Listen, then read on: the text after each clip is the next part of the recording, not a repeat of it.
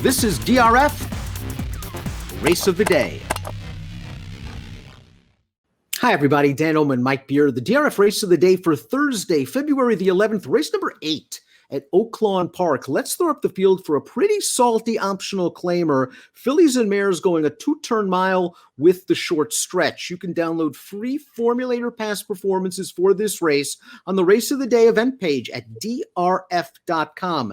Access them, handicap along with us. The two protagonists on the morning line, the two Villanell, the 9 Polio Flag, both won their last start. Both come off November layoffs for top barns. Yeah, heading out here for very, very good trainers, guys who win a lot of races. We'll see. I mean, I think they both have a little bit of upside here, Dan. It could actually turn out to be pretty good. Obviously, they're still going to have to prove it. And Polio Flag is going to be stretching out here around 2 turns for the first time from a tough post. But these two fillies look like they could both be pretty good. Should be a solid pace up front. We take a look at the Timeform U.S. pace projector. Sarah C., the 3, is stretching back out. The last time this horse raced in a route, she showed good speed. I think WW Fitzy is going to be forwardly placed, Mike. This is a horse that's shown some speed in the past. Yeah, I can see that happening as well.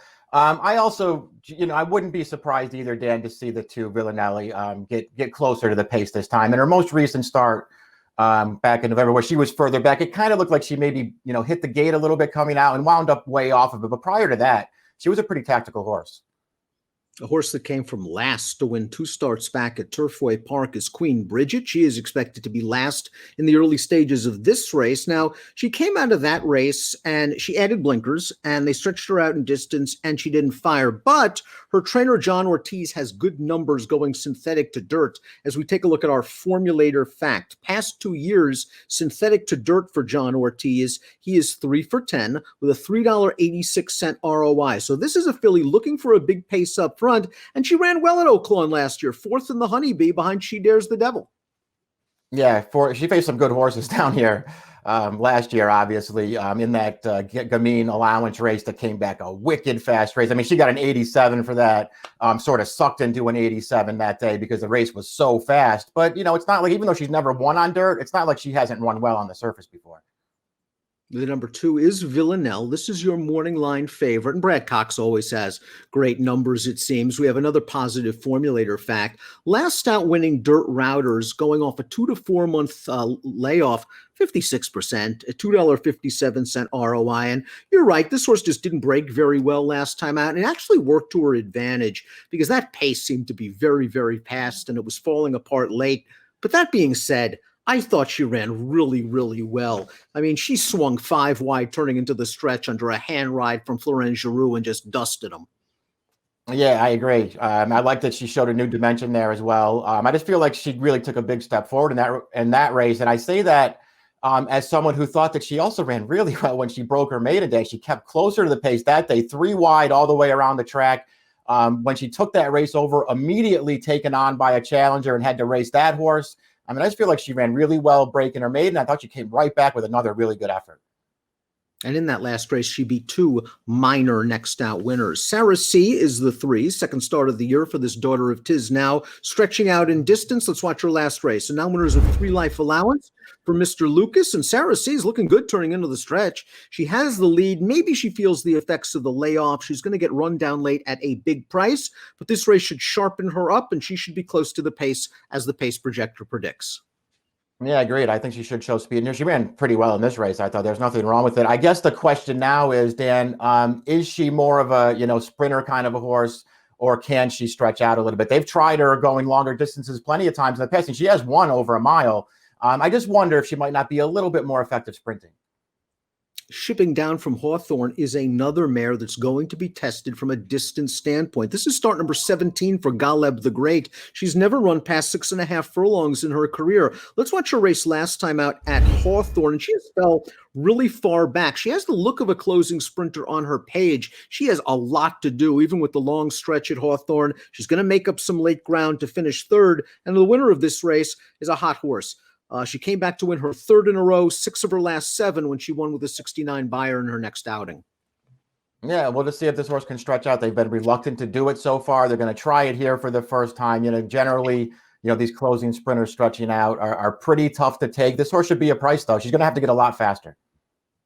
WWF Fitzy is a stakes winner against fellow Illinois breds on synthetic, but she's done some very good work on dirt, winning half of her 12 lifetime starts. And she was actually the favorite in the Powder Break Stakes and off the turf stake at Gulfstream back in May. Now, her last 3 starts don't look great on paper. I think you can make excuses. The race in July, muddy track against the boys, turf in her last 2. Now we haven't seen her since September. I don't like that there have been interruptions in her racing pattern, but she has run some good races on the dirt in the past, and she can get close to the pace.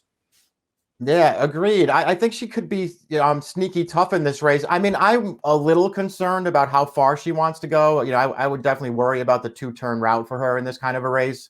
But man, you're right. You can make excuses for her the last 3 times that we saw her in earlier on last year. And she was in pretty good form, Dan. I wasn't sold on her when she won that race at Gulfstream in February. That was a 4-horse field. Nobody ever passed anybody throughout the running of the race. I thought, the 88 buyer there might have been a little phony, but she came back 2 starts later and ran really well while you're in another field with an 89.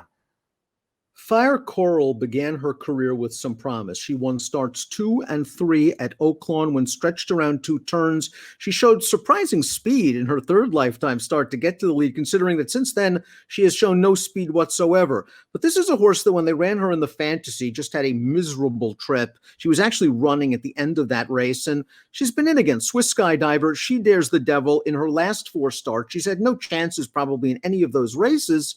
This is a filly that might have benefited from this long layoff. We haven't seen her since the Alabama, but I just hate her running style. She's going to be coming from last. Yeah, there are definitely ways to look at her and be very forgiving of her 4 most recent starts. Obviously, the fantasy is the main one because, as you mentioned, she just had a miserable time of it and actually did well to finish even where she did. And she was beaten 15 lengths in that race, but she actually ran kind of a remarkable race in a lot of ways. After that, I know she was facing good horses, Dan, but man, she basically showed nothing in those races, was never competitive at any point. So that bothers me a little bit, but she won twice around 2 turns down here last year, and she could get better. O Serafina was stakes placed at Oaklawn last year behind the ill-fated Taraz, and she was one of the horses that got cooked on the pace 2 starts back in the race where Villanell won easily. She returned off that performance to win at the fairgrounds. She has good tactical speed, and she's likely going to be in a prime position when they turn for home. Yeah, should be right up close to the pace. She's run some pretty good races as well, has figures that say she's a contender. I thought she got an overall soft trip last time. But you know what? This pace doesn't have to be that fast, Dan. Maybe she gets another one right up close.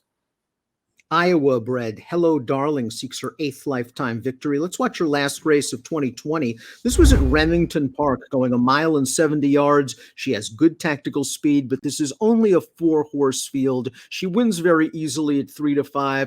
I'm not sure we really learned anything about her from this race. She's a horse that can run by her speed figures in the high 70s. She may need to run a little bit faster here.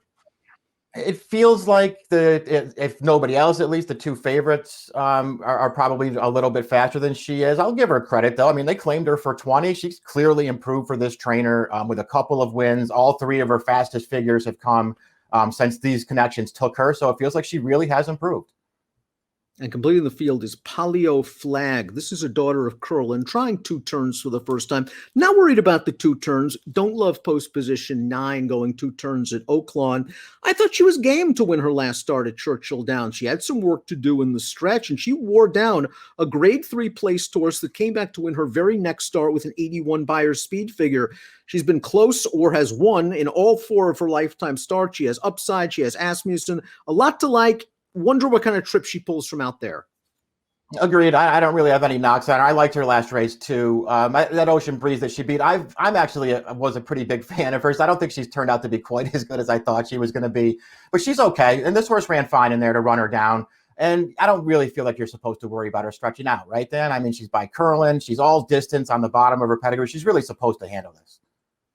I agree. As we take a look at our top picks, we have her prominent in our selections, but we are going to go with the Brad Cox train runner, Villanell, the number 2. Just like the way she finished that race off. A little concerned that it was a fast pace and maybe a bit of a meltdown, but I think this filly has a lot of upside. We both go 2, 9, 7. You throw the 6 and 4th. I throw the 5 and 4th. Yeah, we both basically just chalked it out, right? I mean, I had a tough time really talking myself into anybody else. I don't really want to bet Villanell at a super short price. I just didn't really see the alternatives.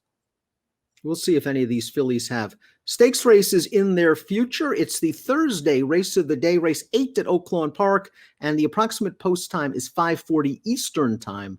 Best of luck.